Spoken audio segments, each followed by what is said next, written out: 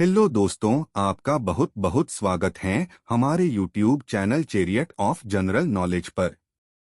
आज हम एक नया विषय लेकर आप सभी के बीच आए हैं, वो है घाघरा नदी। आइए जाने घाघरा नदी के बारे में विस्तार से। घाघरा नदी। घाघरा नदी, जिसे नेपाल में कर्नाली नदी, तिब्बत में मापचात सांगपो और भारत के अवध के निचले घाघरा में सरयू नदी के नाम से भी जाना जाता है, एक बारहमासी ट्रांसबाउंड्री नदी है जो तिब्बती पठार में हिमालय की उत्तरी ढलानों से निकलती है, नेपाल में हिमालय से होकर गुजरती है और भारत में ब्रह्मघाट पर शारदा नदी से मिलती है। ये दोनों मिलकर घाघरा नदी बनाती हैं, जो गंगा की एक बड़ी बाएं किनारे की सहायक नदी है। 507 किलोमीटर 315 मी की लंबाई के साथ यह नेपाल की सबसे लंबी नदी है। बिहार में रेवेलगंज में गंगा के साथ संगम तक घाघरा की कुल लंबाई 1080 किलोमीटर 670 मी है। यह मात्रा के हिसाब से गंगा की सबसे बड़ी सहायक नदी है और लंबाई के हिसाब से यमुना के बाद दूसरी सबसे बड़ी नदी है। लंबाई। कर्नाली तिब्बत में हिमालय की उत्तरी ढलानों पर मापचाचुंगो के ग्लेशियरों से समुद्र तल से लगभग 3962 मीटर 12999 फीट की ऊंचाई पर निकलती है। यह नदी नेपाल के सबसे दूर और सबसे कम खोजे गए इलाकों में से एक कर्नाली नदी के रूप में दक्षिण की ओर बहती है। 202 किलोमीटर 126 मी लंबी सेती नदी कैचमेंट के पश्चिमी हिस्से से पानी निकालती है और डोटी जिले में डुंडरास पहाड़ी के उत्तर में कर्नाली में मिलती है। एक और सहायक नदी 264 किलोमीटर 164 मी लंबी भेरी धौलागिरी हिमालय के पश्चिमी हिस्से से निकलती है और कैचमेंट के पूर्वी हिस्से से पानी निकालती है और सुरखेत में कुइने घाट के पास कर्नाली से मिलती है। शिवालिक पहाड़ियों को दक्षिण की ओर काटते हुए यह दो शाखाओं में बंट जाती है, बाईं ओर गेरुवा और दाईं ओर चीसापानी के पास कौरियाला नदी, जो भारतीय सीमा के दक्षिण में फिर से मिलकर असली घाघरा बनाती है। नेपाल से निकलने वाली दूसरी सहायक नदियां पश्चिमी राप्ती, काली और छोटी गंडक हैं। यह उत्तर प्रदेश और बिहार राज्यों से दक्षिण पूर्व में बहती हुई छपरा शहर के नीचे गंगा में मिलती है। 1080 किलोमीटर 670 मील का रास्ता तय करने के बाद सरयू नदी को किसने आज की कर्नाली नदी का दूसरा नाम या उसकी सहायक नदी बताया है? कर्नाली नदी नेपाल की शिवालिक पहाड़ियों के सबसे पुराने हिस्से को दिखाती है। इस ग्रुप में सिल्टस्टोन और सैंडस्टोन के बचे हुए मैग्नेटाइजेशन से पता चलता है कि यह 16 मिलियन से 5.2 मिलियन साल पुरानी है। बेसिन। कर्नाली नदी बेसिन नेपाल में धौलागिरी और उत्तराखंड में नंदा देवी पहाड़ों के बीच है। धौलागिरी 2, जिसकी ऊंचाई 7751 मीटर 25,430 फीट है, पूरे बेसिन का सबसे ऊंचा पॉइंट है। उत्तर में यह हिमालय की रेन शैडो में है।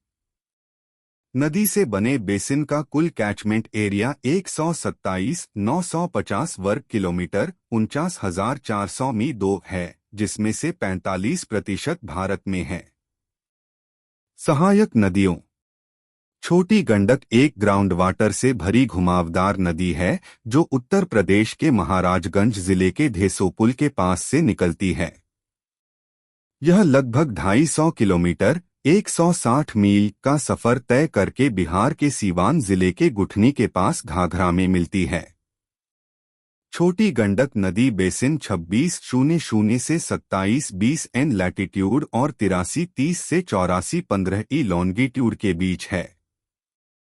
दाहिने किनारे की सहायक नदियां खेखरा, हिरना, जेठान, मौन, दुहारी, कांची और कोयलर नदियां हैं। खानुआ नदी बाएं किनारे से मिलती है।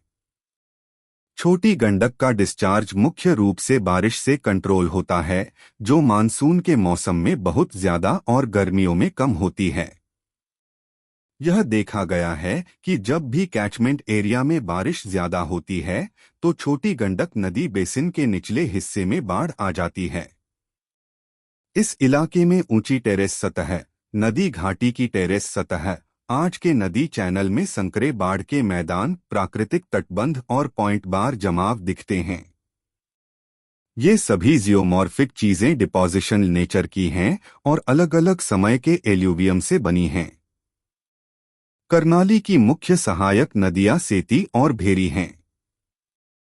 प्रशासनिक क्षेत्र और जिले। नेपाल में करनाली प्रोविंस सबसे बड़ा जोन है, जिसका एरिया लगभग 5000 स्क्वायर मील 13,000 स्क्वायर किलोमीटर है। इसका एडमिनिस्ट्रेटिव सेंटर जुमला है। यह जोन 5 जिलों डोलपा, हुम्ला, जुमला, कालीकोट और मुगु में बंटा हुआ है। नेपाल में करनाली प्रोविंस की आबादी सबसे कम है। नदी के किनारे कोई बड़ी बस्तियां नहीं हैं, जो सिर्फ चिसापानी के पास महेंद्र हाईवे से गुजरती है। यह इलाका अब करनाली हाईवे से जुड़ा हुआ है और अब अलग अलग हाइड्रो इलेक्ट्रिसिटी प्रोजेक्ट्स की वजह से इस इलाके का डेवलपमेंट हो रहा है। अब इस नदी पर 900 मेगावाट का प्रोजेक्ट बनने वाला है। भारत में घाघरा कैचमेंट में एडमिनिस्ट्रेटिव जिले अंबेडकर नगर, अयोध्या, गोंडा, आजमगढ़, बाराबंकी, बस्ती, बलिया, बहराइच, देवरिया, गोंडा, गोरखपुर, संत कबीर नगर, लखीमपुर खीरी, मऊ, उत्तर प्रदेश के सीतापुर और बिहार में सीवान जिले हैं। भारत के जरूरी शहरों में उत्तर प्रदेश में अकबरपुर, अयोध्या, बहराइच, बाराबंकी, बस्ती, देवरिया, बरहलगंज, गोंडा, गोरखपुर, सीतापुर, सिद्धार्थनगर, संत कबीर नगर, कमहरिया, राजे सुल्तानपुर, टांडा और मिहिनपुरवा, बहराइच और बिहार में छपरा, सीवान और सोमपुर शामिल हैं। घाघरा नदी को अयोध्या शहर में लोकल तौर पर सरयू के नाम से जाना जाता है। संरक्षित क्षेत्र। बर्दिया नेशनल पार्क करनाली नदी बेसिन का सबसे बड़ा और सबसे शांत सुरक्षित इलाका है, जो शिवालिक पहाड़ियों की दक्षिणी ढलानों पर 968 स्क्वायर किलोमीटर 374 एसक्यूमी में फैला है। इसके दक्षिण में बाबई नदी और पश्चिम में करनाली की एक सहायक नदी गिरवा नदी है। चिसापानी गॉर्ज में तेज बहने वाली करनाली नदी शिवालिक रेंज से निकलकर चौड़े मैदान में आती है और सेमी ट्रॉपिकल जंगल से होकर बहती है। यह पार्क 2 एशियाई हाथियों के झुंड, हिरणों की कई प्रजातियों, गौर, नीलगाय, हिमालयन तेहर, सीरो और गोरल के लिए मशहूर है। करनाली में खतरे में पड़े मगरमच्छ, घड़ियाल, कुछ बची हुई दक्षिण एशियाई नदी डॉल्फिन और सुनहरी महासीर पाई जाती हैं। दूसरे सुरक्षित इलाकों में कतरनिया घाट वाइल्ड लाइफ सेंचुरी शामिल है। लुप्तप्राय प्रजातियां। करनाली गंगा नदी डॉल्फिन प्लैटनिस्टा गैंगेटिका के लिए ऊपरी सीमा प्रदान करता है, जो भारतीय उपमहाद्वीप में पाए जाने वाले सबसे बड़े मीठे पानी के स्तनधारी हैं। उन्हें साइट्स परिशिष्ट 1 के तहत कमजोर प्रजाति माना जाता है और IUCN लाल सूची IUCN 2004 में लुप्तप्राय के रूप में वर्गीकृत किया गया है। नदी डॉल्फिन नेपाल में लुप्तप्राय स्तनपायी के रूप में कानूनी रूप से संरक्षित जानवर हैं और राष्ट्रीय उद्यान और वन्यजीव संरक्षण अधिनियम 1973 की संरक्षित सूची की अनुसूची I के अंतर्गत आते हैं। अपस्ट्रीम सीमा पर रहने वाली करनाली नदी में डॉल्फिन विशेष रूप से आवास क्षरण के खतरों के प्रति संवेदनशील हैं। डॉल्फिन को पानी के गहरे कुंडों की आवश्यकता होती है। वे अक्सर उन जगहों पर पाए जाते हैं जहां मानव गतिविधियां सबसे अधिक होती हैं। ये डॉल्फिन अपनी सबसे दूर की अपस्ट्रीम रेंज में हैं और गिरिजापुरी बैराज, एक कम गेट वाला डैम, से अलग थलग हैं, जो Nepal India border Mihinpurwa district Bahraich में से लगभग 16 किलोमीटर 10 मील नीचे की ओर है। नेपाल में करनाली नदी में डॉल्फिन की अभी की या कम से कम हाल की रेंज के ठीक ऊपर कुछ समय से एक ऊंचा डैम बनाने का प्लान है। अगर यह बन जाता है तो यह स्ट्रक्चर नेपाल की आखिरी नदी में डॉल्फिन के रहने की थोड़ी सी जगह को लगभग पक्का खत्म कर देगा, जहां डॉल्फिन की आबादी रहने लायक हो सकती है। डैम के लिए जियोटेक्निकल फीजिबिलिटी स्टडीज और पुल और सड़क बनाने से जुड़ी गड़बड़ी और एनवायरनमेंटल नुकसान की वजह से नेपाल इंडिया बॉर्डर के ऊपर डॉल्फिन की संख्या और रेंज में कमी आई होगी। घाघरा डॉल्फिन रेंज में सबसे ऊपर है।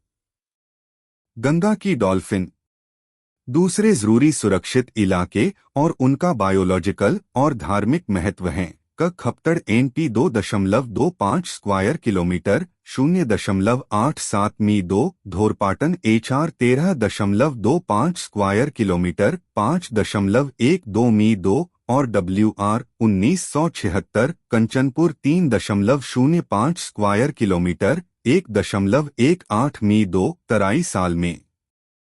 सिंचाई भारत शारदा सहायक सिंचाई परियोजना घाघरा और शारदा नदियों के संयुक्त प्रवाह का उपयोग गिरिजा बैराज में करती है, जो 45,500 वर्ग किलोमीटर 17,600 मील 2 के जलग्रहण क्षेत्र के नीचे घाघरा नदी पर बना है। यह बैराज खत्रिया घाट रेलवे स्टेशन से लगभग 9 किलोमीटर 6 मील नीचे की ओर और बहराइच जिले में नेपाल के अंतर्राष्ट्रीय सीमा से 16 किलोमीटर 10 मील दूर स्थित है।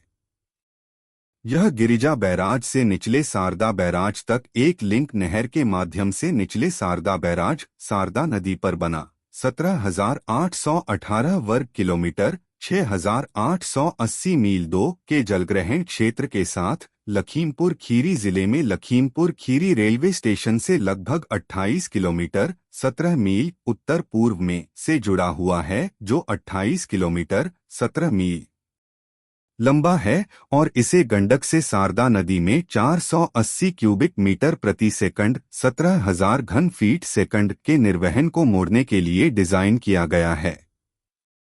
लोअर शारदा बैराज से निकलने वाला फीडर चैनल 258.8 किलोमीटर 160.8 मी लंबा है, जो दरियाबाद, बाराबनी, हैदरगंज, रायबरेली और पूर्वा की 5 ब्रांच को पानी देता है और इसे 765 क्यूबिक मीटर प्रति सेकंड 27,000 CU फुट S का डिस्चार्ज करने के लिए डिजाइन किया गया है।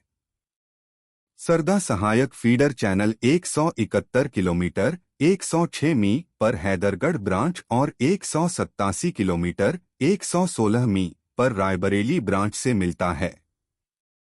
पूरे कैनाल सिस्टम को एशिया में सबसे बड़ा माना जाता है और इसे 20,000 वर्ग किलोमीटर 7,700 मी 2 के कल्चरल कमांड एरिया CCA में सिंचाई देने के लिए डिजाइन किया गया है, जो 168 ब्लॉक के 14 जिलों को कवर करता है, जिसका ग्रॉस कमांड एरिया 40,000 वर्ग किलोमीटर 15,000 मी 2 है। बाढ़ के मौसम में गाद ज्यादा आने की वजह से जून से अक्टूबर के बीच 100 दिनों के लिए सरदा सहायक सप्लाई करनाली से रोक दी जाती है, जब लोअर सरदा कैनाल फीडर कैनाल सरदा नदी से पानी खींचती है, जिससे नदी में बाढ़ आ जाती है। नौपरिवहन पहले करनाली नदी को भारत नेपाल बॉर्डर से लेकर इस नदी और गंगा के संगम तक नेविगेशन के डेवलपमेंट के लिए अच्छा माना जाता था।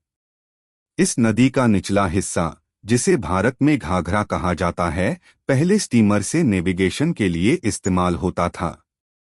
हिमालय की तलहटी को छोड़कर, जहां ज्यादातर नदियां साल के ज्यादातर समय बस तेज बहती थीं और तेज बहने पर चलने लायक नहीं थीं, ज्यादातर स्थिर बहाव वाली नदियों में नावें चलती थीं। गंगा, घाघरा, यमुना, गोमती, शारदा और राप्ती उत्तर पश्चिमी प्रांतों और अवध में सबसे जरूरी चलने लायक नदियां थीं। लकड़ी, अनाज, चीनी, नील, कपास के बीज, खसखस और सरसों जैसे कई व्यापारिक सामान नावों से ले जाए जाते थे। अप्रैल, मई और जून सबसे सही महीने थे और ये व्यापारिक व्यस्त समय थे। गंगा में अलग अलग तरह की मालवाहक नावें इस्तेमाल होती थीं। छोटी नावों को हमेशा के नाम से जाना जाता था, जबकि बड़ी नावों को कटरी के नाम से जाना जाता था। 19वीं सदी के दूसरे हिस्से में जब रेलवे बनी तो अंदरूनी व्यापार के रास्तों के तौर पर पानी के रास्तों की अहमियत कम हो गई, क्योंकि रेलवे ज्यादा तेज और सुरक्षित थे। बंगाल के पूर्वी हिस्सों को छोड़कर, जहां चैनलों के कुदरती नेटवर्क में पानी की भरमार थी और यह सामान और लोगों के आने जाने का एक सही तरीका बना रहा, 19वीं सदी के आखिर तक रेलवे ने पूरे देश में कम्युनिकेशन लाइनों के तौर पर पानी के रास्तों की जगह लगभग पूरी तरह ले ली थी। पहले भी उत्तर की ओर स्टीमर सर्विस को और बढ़ाने की संभावनाओं को खोजा गया था। भारत सरकार के central water and power commission ने बहराम घाट से करनाली नदी और गंगा के संगम तक 446 किलोमीटर 277 मील की दूरी तक हाइड्रोग्राफिकल सर्वे किया था। यह सर्वे 1943 से 53 के सालों में पावर्ड क्राफ्ट से इस नदी पर नेविगेशन को बेहतर बनाने और बढ़ाने की संभावना का पता लगाने के लिए किया गया था। इन सर्वे से पता चला कि बुरहाज और बहराम घाट के बीच लगभग 300 किलोमीटर 190 मील की दूरी पर कम पानी पर 90 सेंटीमीटर 35 इंच के नीचे सिर्फ 5 उथले पानी के गड्ढे थे। सबसे कम गहराई 75 सेंटीमीटर 30 इंच थी। यह गहराई बिना किसी नदी के बचाव के काम के उपलब्ध थी। चलने लायक चैनल की बाकी सभी स्थितियां जैसे चौड़ाई और बहाव का बहाव वगैरह भी बहुत अच्छी पाई गईं। इस नदी में पानी का कम लेवल सिर्फ थोड़े समय के लिए होता है। अलग अलग चैनल सुधार टेक्नोलॉजी का इस्तेमाल करके मॉडर्न इनलैंड वाटरवे बनाने के लिए करनाली नदी की डिटेल्ड स्टडी करने की बहुत जरूरत है। सांस्कृतिक महत्व महाकाव्यों में इस नदी का जिक्र पुराने भारतीय महाकाव्य रामायण में कई बार हुआ है। सरयू का मतलब है निचली घाघरा, जो अयोध्या शहर से होकर बहती है, जो हिंदू देवता राम का जन्मस्थान है, जिन्होंने अयोध्या के निवासियों के साथ इसी नदी से वैकुंठ को प्राप्त किया था। कहानी के अनुसार लक्ष्मण की पत्नी उर्मिला ने सरयू नदी के किनारे डूबकर समाधि ली थी और ऐसा माना जाता है कि उनकी आत्मा को राम के चरणों में मोक्ष मिला था। कथा साहित्य में सरयू उस नदी का नाम भी है जो भारतीय लेखक R.K. नारायण के बनाए काल्पनिक शहर मालगुडी के पास बहती है। सरयू नाम अमेरिकी उपन्यासकार विलियम P. यंग की बनाई द शेक में पवित्र आत्मा के रूप को दिया गया है। मैं आशा करता हूं घाघरा नदी के ऊपर हमारी ये वीडियो आप सभी को पसंद आई होगी। धन्यवाद।